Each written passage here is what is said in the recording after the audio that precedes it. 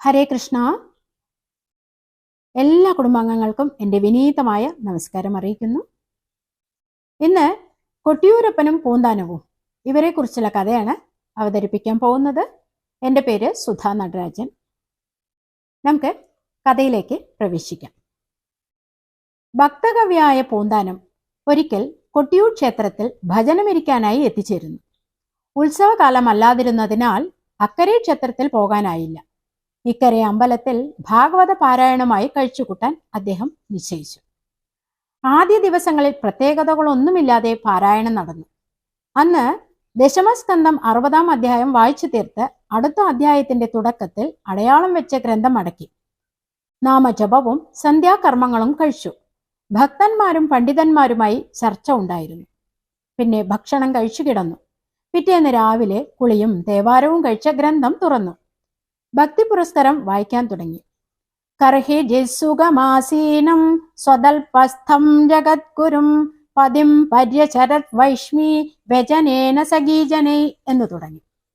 പൂന്താനം ഒന്ന് ശങ്കിച്ചു. ഇത് ഇന്നലെ വായിച്ചിരുന്നല്ലോ. 60-ാം അധ്യായം ഭഗവാൻ ശ്രീകൃഷ്ണനും രുക്മിണി ദേവിയും തമ്മിലുള്ള സൗന്ദര്യ പിണക്കമാണ്, പ്രണയ സംഭാഷണങ്ങളുമാണ് ഈ അധ്യായത്തിലെ പ്രതിപാദ്യം. ഒരുപക്ഷെ ഓർമ്മ തെറ്റാവാം, പൂന്താനം കരുതി. എന്തായാലും തുടർന്ന് വായിക്കുക തന്നെ. അന്നും വായന പൂർത്തിയാക്കി അടയാളം വെച്ച് അനന്തര കൃത്യങ്ങളിൽ അദ്ദേഹം വ്യാപൃതനായി. തൊട്ടടുത്ത ദിവസമാണ് പൂന്താനം ശരിക്കും ഒന്ന് നെട്ടിയത്. വീണ്ടും അതാ 60-ാം അധ്യായം കർഹേജ് സുഖമാസീനം എന്ന് തുടങ്ങി. ഇതാരോ മനഃപൂർവ്വം ചെയ്യുന്നതാണ്, തന്റെ മറവിയല്ല. എന്തായാലും ഭഗവത് കഥ വീണ്ടും പാരായണം ചെയ്യേണ്ടി വരുമെന്നല്ലേ ഉള്ളൂ. സാരമില്ല, ഒരു ദിവസം കൂടി കൊട്ടിയൂർ പെരുമാളിന്റെ സന്നിധിയിൽ തങ്ങണമെന്നായിരിക്കും ഈശ്വരേച്ഛ. പൂന്താനം ഭക്തി പുരസ്കാരം വായന തുടർന്നു. കർഹേജ് സുഖമാസീനം എന്ന് തുടങ്ങി. ഈ അത്ഭുതം ഏതാനും ദിവസങ്ങൾ കൂടി തുടർന്നു. പിന്നീട് അദ്ദേഹം പാരായണം പൂർത്തിയാക്കി ഇല്ലത്തേക്ക് തിരിക്കാൻ ഒരുങ്ങി. പലരും അദ്ദേഹത്തിന് ദക്ഷിണ നൽകി പൊന്നാടകളും കോടിമുണ്ടുകളും സമ്മാനം ലഭിച്ചു. ഭഗവാനെ നമസ്കരിച്ച് പൂന്താനം യാത്രയായി. മടക്കയാത്രയിൽ ഒരു ഭാണ്ഡം കൂടി അധികമായി. ദക്ഷിണകളും സമ്മാനങ്ങളും നിറച്ച ഒരു സഞ്ചി. പൂന്താനം മെല്ലെ നടന്നു. ഒരു നാഴിക ചെന്നില്ല. അദ്ദേഹം ഒന്നു നിന്നു. ഒരു സന്ദേഹം. പുറപ്പെടാനുള്ള തിരക്കിൽ ഭാഗവതം എടുത്തില്ലേ എന്ന്.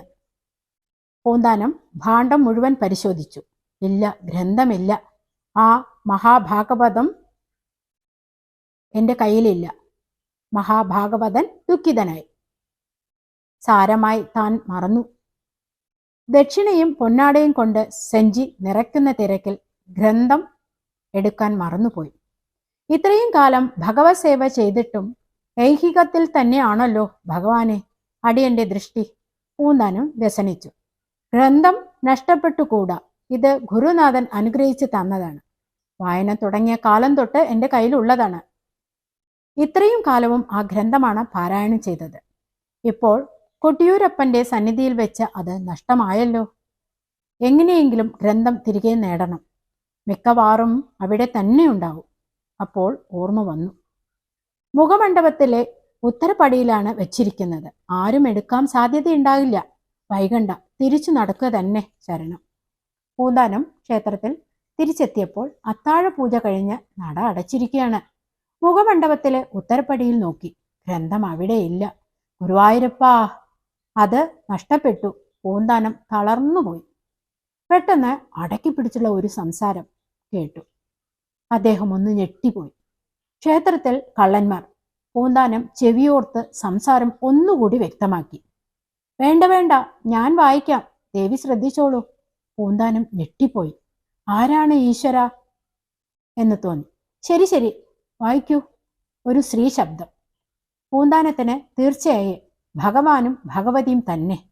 ഗുരുവായൂരപ്പ, എത്ര കർണമധുരമായ സ്വരം. ഭഗവാൻ പാരായണം ആരംഭിച്ചു.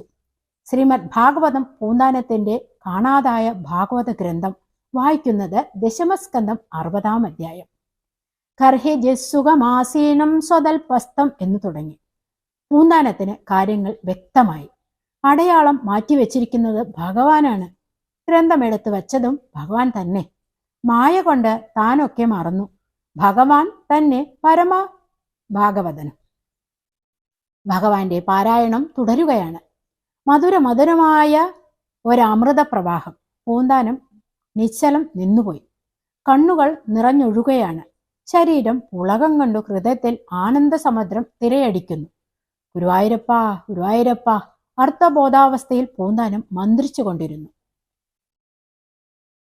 കുതിച്ചൊഴുകുന്ന കണ്ണുനീര് തുടയ്ക്കണമെന്നുണ്ടായിരുന്നു. പക്ഷേ ചലിക്കാനായില്ല. ആ നാദം മാത്രം ചുറ്റും നിറഞ്ഞു നിന്നു. താനതിൽ മുങ്ങി മുഴുകിയിരിക്കുന്നു. ഈ നില ഒട്ടുനേരം തുടർന്നു. മെല്ലെ ഭഗവാന് പാരായണം അവസാനിപ്പിച്ചു. വായന ദേവിക്ക് ഇഷ്ടമായോ എന്ന് അന്വേഷിച്ചു ദേവി പറഞ്ഞു. കുറച്ചുകൂടി ഭക്തിമാധുര്യവും പൂന്താനവും വായിച്ചപ്പോൾ തോന്നി, ഭഗവാനെ, പൂന്താനം തേങ്ങിപ്പോയി. വെട്ടിയിട്ടതുപോലെ അദ്ദേഹം തിരുസന്നിധിയിൽ വീണ്ടും നമസ്കരിച്ചു. പൂന്താനം, നമുക്ക് തൃപ്തിയായി. ഭാഗവതത്തിനായി കാത്തു നിൽക്കേണ്ട. നേരെ തൃശ്ശൂരിലേക്ക് പൊയ്ക്കോളൂ. അവിടെ വടക്കുന്നാഥ ക്ഷേത്രത്തിലെ മുഖമണ്ഡപത്തിലെ ഉത്തരപ്പടിയിൽ ഗ്രന്ഥമുണ്ടാകും. താമസിക്കേണ്ട, പുറപ്പെട്ടോളൂ എന്ന് പറഞ്ഞു. ഭഗവാന്റെ ശബ്ദം പൂന്താനം വ്യക്തമായി കേട്ടു. അദ്ദേഹം ഉൾപുളകത്തോടെ എഴുന്നേറ്റ് ശ്രീകോവിലിലെ ഉരുളിൽ നോക്കി കൈകൂപ്പി മെല്ലെ തിരിച്ചു നടന്നു. കൊട്ടിയൂരപ്പന്റെ ഭാഗവത പ്രിയം പ്രസിദ്ധമായി. മാത്രമല്ല, ശ്രീമദ് ഭാഗവതം ദശമസ്കന്ധം 60-ാം അധ്യായത്തിന് കർഹിജിത്ത് എന്നു പേരുകൂടി വന്നു. കൊട്ടിയൂർ ഭാഗവത സപ്താഹം നടക്കുന്നത് വളരെ വിശേഷമാണ്. കഴിയുന്നത്ര തവണ കർഹിജിത്ത് അധ്യായം ആവർത്തിക്കുമാവാം. അങ്ങനെ പൂന്താനം കൊട്ടിയൂരിൽ നിന്ന്